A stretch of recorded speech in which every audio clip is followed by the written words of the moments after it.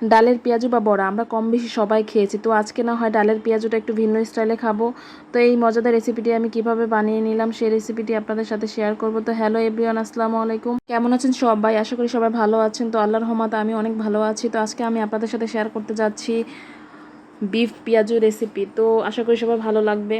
তো এখানে আমার বিফ পেঁয়াজুর জন্য লাগবে প্রথমে হচ্ছে গরুর মাংস নিয়ে নিব। তো এই মাংসগুলো হচ্ছে আমি একটা চাকু দিয়ে ছোটো ছোটো করে কিউবের মতো করে বা কিমার মতো করে নিয়ে নিয়েছি। আপনারা চাইলে এটাকে পাটায়ও ছেঁচে নিতে পারেন। তো এরপর লাগবে আমার লেবুর রস।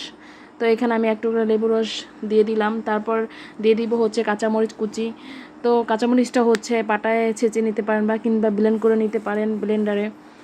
তো এরপর দিয়ে দিব হচ্ছে আদা বাটা, তারপর হচ্ছে পরিমাণ মতো জিরা বাটাও দিয়ে দিব। এরপর লাগবে হচ্ছে পেঁয়াজ কুচি, যেহেতু আমরা ডালের বড়ার সাথেও পেঁয়াজ কুচি অ্যাড করি। তো পরিমাণ মতো এখানে আমি পেঁয়াজ কুচিও দিয়ে দিলাম মাংসের মধ্যে। তো এরপর পরিমাণ মতো লবণও দিয়ে দিব। তো ঘরে থাকা আমার একটি বিরিয়ানি মশলা থেকে আমি একটু মশলাও দিয়ে দিলাম, যাতে মাংসের ফ্লেভারটা ভালো আসে বা পেঁয়াজের ফ্লেভারটা খেতে ভালো আসে। আপনারা চাইলে একটা স্কিপও করতে পারেন, এখানে আপনারা চাইলে হচ্ছে সয়া সসও ইউজ করতে পারেন। তো এরপর হচ্ছে আমি এটাকে ম্যারিনেট করে মিনিমাম 10 মিনিট রেখে দিয়েছিলাম। তো 10 মিনিট পরে হচ্ছে আমি ডাল বাটা দিয়ে দিব। তো এখানে আমি 2 রকমের ডাল ইউজ করতেছি, আপনারা চাইলে 1 রকমের ডাল ইউজ করতে পারেন। তো প্রথমে মসুর ডাল দিয়ে দিলাম, এরপর হচ্ছে ডাবরি ডাল বাটাও দিয়ে দিব। তো এই দুটাকে হচ্ছে একসাথে সুন্দর করে মাখিয়ে নিব।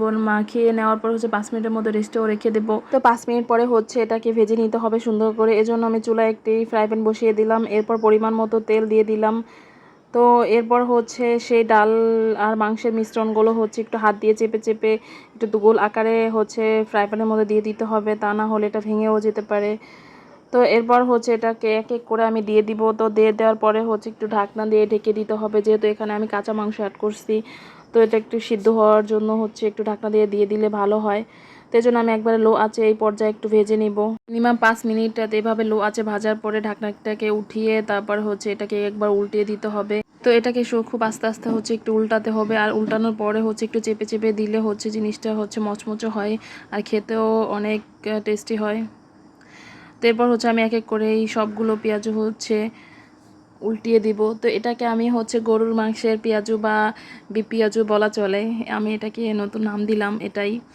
তো আসলে খেতে অনেক অসাধারণ ছিল, আপনারা একবার হলো ট্রাই করে দেখবেন, আশা করি সবার কাছে ভালো লাগবে। এই পর্যায়ে হচ্ছে আমি ঢাকনা দিয়েও ঢেকে দিয়েছিলাম। তো এরপর হচ্ছে এটাকে ঢাকনাটাকে উঠিয়ে আবার একটু উল্টে পাল্টে ভেজে নেব সুন্দর করে। তো এখন এই পর্যায়ে আমার মচমচে হয়ে গেছে পেঁয়াজগুলো। তো এখন আমি এটাকে নামিয়ে নিব। তো আপনারা একবার হলো এইভাবে হচ্ছে পেঁয়াজু বানিয়ে খেয়ে দেখবেন, আশা করি সবার কাছে ভালো লাগবে। তো আমার ভিডিওটি যদি ভালো লাগে লাইক কমেন্ট অ্যান্ড শেয়ার করবেন। আল্লাহ হাফেজ।